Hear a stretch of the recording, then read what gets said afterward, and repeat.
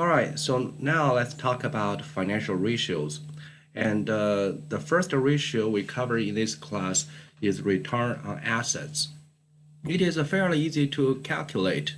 Return on assets is stated as a ratio when we use net income divided by the average total assets. Well, net income is the profit the company earns over a year or a quarter, and the total assets, well, it need to be averaged out. As I said earlier, total assets is on the balance sheet, and the balance sheet record only at a specific time of a year.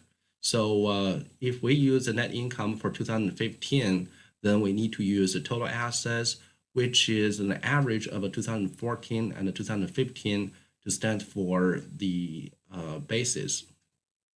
So this return on assets basically give us an idea of how much money the company can make based on its size. And of course, the size is measured by its total assets. And right here, we have a company called Horizon, which is a cell phone company in the United States. If we look at its return on assets in the past years, it's a pretty lucrative business for them. The return on assets started from 4.5% in 2011. It reaches to a peak of 9.4%. And then in 2015, it reaches to a 7.7%.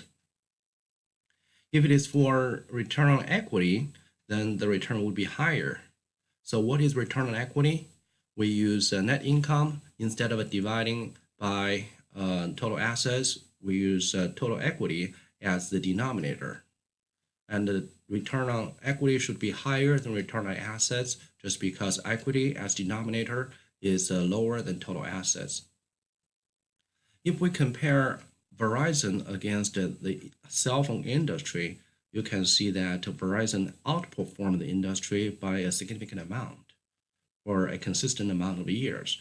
So which means Verizon is a good company to invest your money in. And return on assets is a measurement for return. And we also have a different measurement for risk. And risk is more like a statistical method.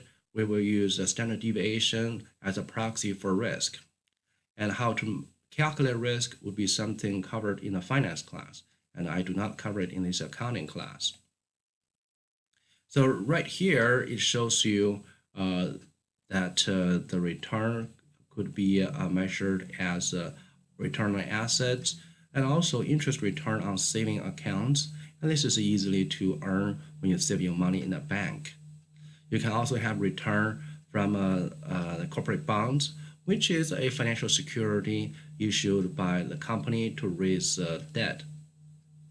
So we have a net income for shareholders, and we have interest for bank deposit. We also have interest for corporate bond investment. So these are different returns we can measure. And you probably have heard high risk, high return.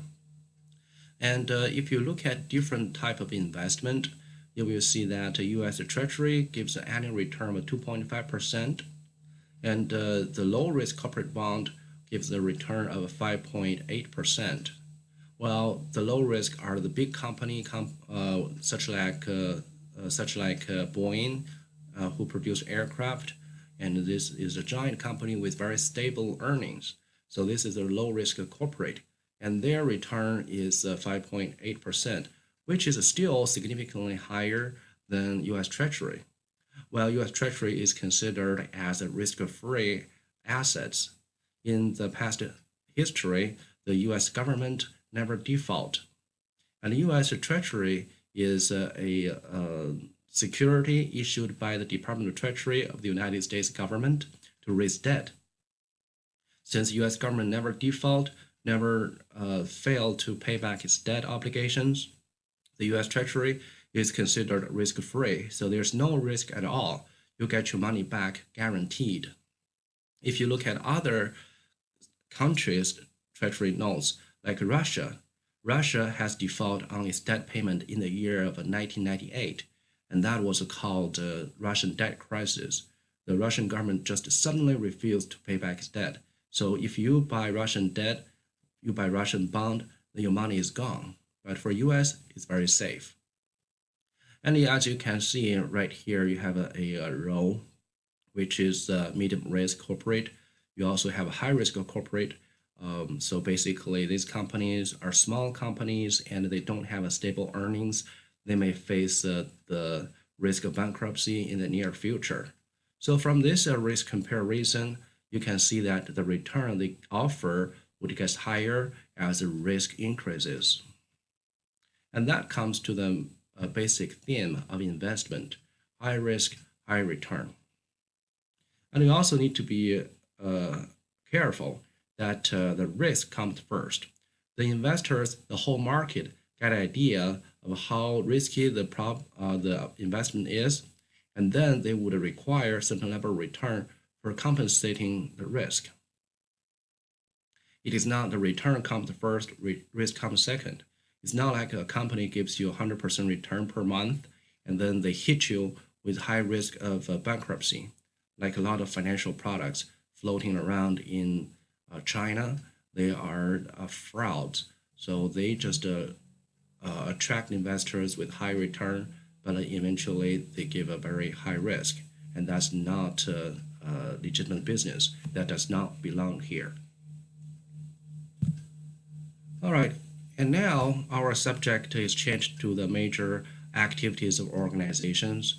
So these activities are related with operating, investing, and financing. The financing activity here provide the means organization to pay its resources and carry out its financial plans. So the financing activity is basically about raising money. And in the world of business, we call money capital because we expect to generate more money from the money we originally started with. And if we have a capital inject in the business, and this could come from different sources. One source is the owner's financing. So basically, the shareholders or the equity holders, we just call them owners of the company, put their own money to the business, and that's their equity. It's also total equity on the company's balance sheet. Another financing is non-owner financing.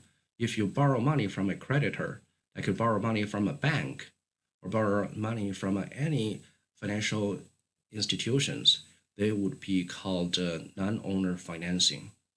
They do not have the creditors, like the bank or a financial institution like a credit union.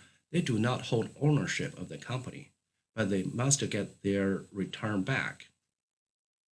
And there's also resources of financing from financial management. So basically, that's the you can just find a good combination of equity and debt, and that is actually called a capital structure. Once again, this is a financial concept, and I'm not going to cover in this accounting course. And we also have another type of activities. This is called investing activities. So investing activities provides an idea of increasing and sell the assets. So when we manage our assets, we have long-term assets like plants, equipment, vehicles, and land. If we put money in there, that will be called investing activities. We also have operating activities at the third group. So it is related with the daily operation of the firm, like research and development, purchase of raw materials, produce your products, and also distribute your products, do marketing plans. So the company is always in the busy in the business industry to develop strategic plans. So they have to develop a right mix or a combination of operating activities that would help them generate the wealth to the shareholders. And if you look at the circle of this chart, so you will see operating is right here in the middle. So the firm buy materials and hire people to work on the materials and produce and distribute it. And then this operation has to be supported by the financing activities, you need money to pay your workers, you need money to buy the raw materials, and also need money to pay the debt holders and equity holders. And of course, you have to build up long-term assets such as buildings, such as these tools, automobiles, equipment, furnitures to support your daily operating activities. So everything here does not just come all of a sudden. It comes with a very dedicated process of strategic planning. That's the end of this chapter. Thank you so much for your patience.